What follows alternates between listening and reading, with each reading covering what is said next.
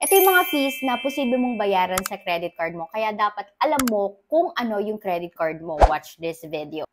Hi, CC616 usually talk about personal finance, travel, and tips. So if you like that type of video, be sure to follow. Yung mga common fees na dapat alam mo. Number 1 is yung annual fee.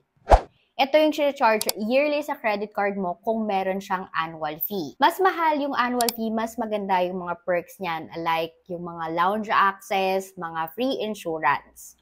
Number 2, late payment fee. Ito nag-a-apply pag na-miss mo yung due date mo.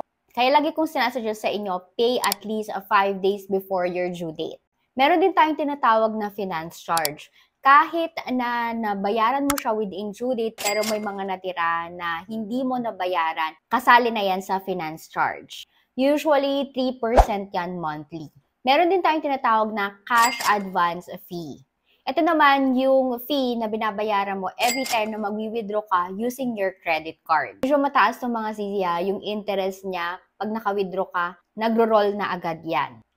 Foreign transaction fee, ito naman yung fee mo pag ginamit mo yung credit card mo abroad. Meron din tayong tinatawag na card replacement fee. Pag nawala mo naman yung credit card mo, pwede kang magpa-replace sa kanila ng card, may bayad din yon.